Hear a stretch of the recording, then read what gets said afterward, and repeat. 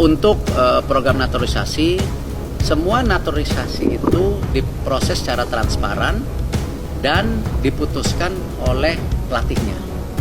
Artinya banyak juga pemain naturalisasi ya di zaman sebelum-sebelumnya juga ada yang kita tidak lanjutkan prosesnya.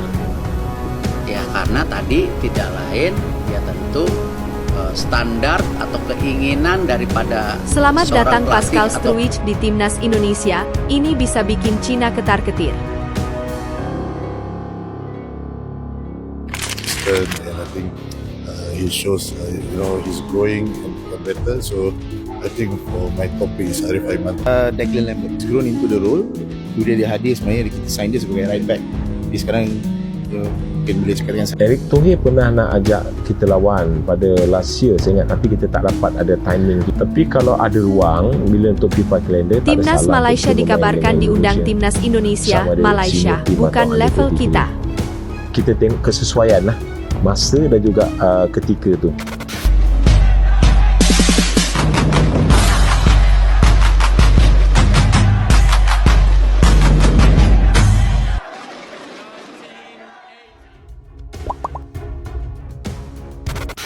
Selamat datang Pascal Struijk di Timnas Indonesia. Ini bisa bikin Cina ketar-ketir.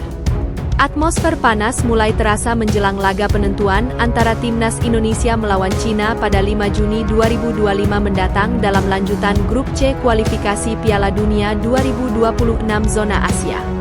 Pertandingan krusial ini akan digelar di Stadion Utama Gelora Bung Karno, Jakarta, dan diprediksi menjadi salah satu laga paling menentukan nasib dua tim yang kini berada dalam tekanan besar.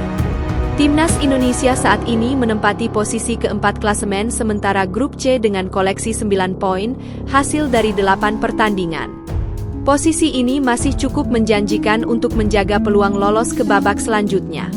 Sebaliknya, Cina berada di dasar klasemen dengan hanya mengumpulkan 6 poin, membuat laga kontra Indonesia menjadi momen hidup dan mati bagi skuad The Dragon. Menambah bumbu panas laga ini, rumor bergabungnya pemain berdarah Indonesia, Pascal Struijk, ke dalam skuad Garuda semakin ramai dibicarakan. Bek tengah yang bermain untuk klub Inggris Leeds United ini tengah menjadi sorotan media, tak hanya di Indonesia, tetapi juga di Cina dan Belanda. Struijk, yang memiliki darah keturunan Indonesia dari garis kakek neneknya yang berasal dari Surabaya, disebut-sebut siap menjalani proses naturalisasi untuk memperkuat Timnas Indonesia. Dengan postur tinggi menjulang 1,91 meter dan pengalaman bertanding di kompetisi elit seperti English Championship dan Premier League, Struijk dianggap sebagai aset penting yang bisa memperkokoh lini belakang Timnas Indonesia. Pemain berusia 25 tahun ini sebelumnya berharap masuk dalam skuad Timnas Belanda. Namun, persaingan ketat di lini pertahanan oranye membuat peluangnya menipis. Kini, pintu menuju Timnas Indonesia terbuka lebar, apalagi setelah ia tertangkap kamera duduk berdampingan dengan pelatih Patrick Kluivert saat Leeds United menjamu Oxford United pekan lalu. Langkah tersebut makin menguatkan spekulasi bahwa Struijk serius mempertimbangkan untuk membela Garuda dalam laga-laga krusial ke depan.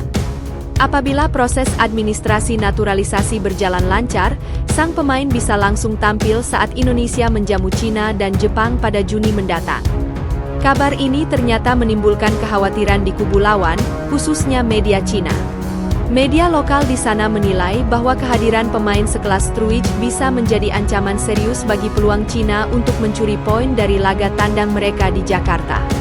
Dengan menyebut situasi ini sebagai mimpi buruk baru bagi The Dragon, media Cina menggambarkan betapa berbahayanya Timnas Indonesia jika diperkuat oleh bek sekelas Eropa.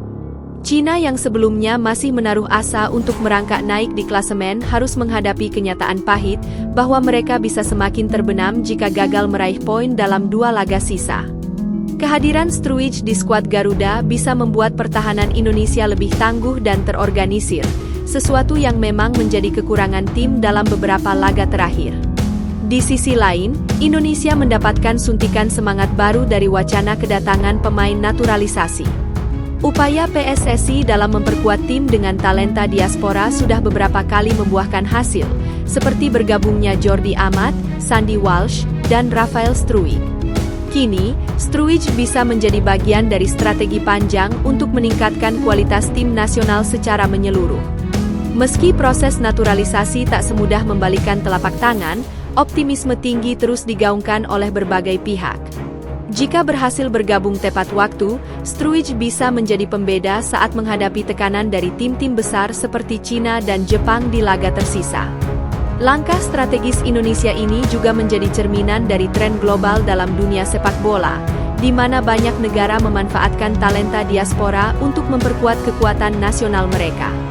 Timnas Indonesia pun tidak ingin tertinggal dalam persaingan ini, terlebih dalam upaya untuk tampil di Piala Dunia 2026 yang menjadi target besar sepak bola nasional. Dengan segala dinamika ini, laga Timnas Indonesia versus Cina pada 5 Juni mendatang bukan sekadar pertandingan biasa. Ini adalah duel harga diri, peluang terakhir, dan panggung unjuk gigi generasi baru sepak bola Indonesia.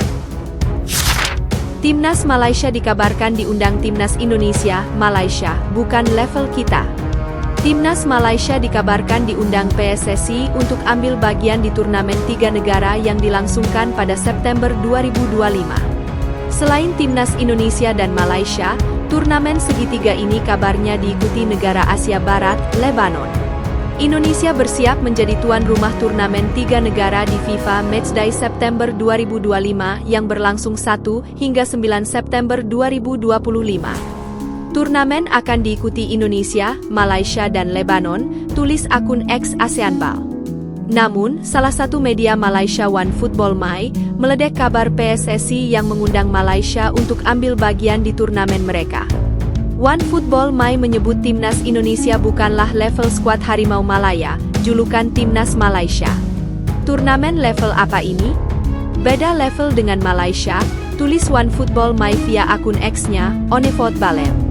Netizen Indonesia pun tidak emosi dengan komentar di atas. Mayoritas netizen Indonesia mengamini bahwa level Timnas Indonesia dan Malaysia memang berbeda, yakni level skuad Garuda berada di atas skuad Harimau Malaya. Dalam beberapa tahun terakhir, pencapaian Timnas Indonesia dan Malaysia jauh berbeda.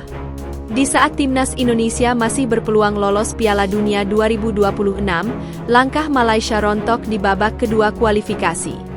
Begitu juga di Piala Asia 2027. Ketika Timnas Indonesia sudah memesan tempat di putaran final, Timnas Malaysia masih berjuang di babak ketiga kualifikasi Piala Asia 2027 yang digelar Maret 2025 hingga Maret 2026. Betul kejauhan, Malaysia selevel sama Brunei, Nepal dan Bangladesh, tulis akun Kestrombriaka. Ia beda level kok memang. Sambung akun gilabola_ina, sembari menampilkan pencapaian Timnas Indonesia dan Malaysia di berbagai kelompok umur dalam beberapa tahun terakhir. 2. Persiapan jelang babak keempat kualifikasi Piala Dunia 2026 zona Asia. Sejauh ini Timnas Indonesia belum memiliki agenda pertandingan pada September 2025. Satu yang pasti, laga September 2025 dijadikan PSSI sebagai ajang memperkuat chemistry antar pemain Timnas Indonesia.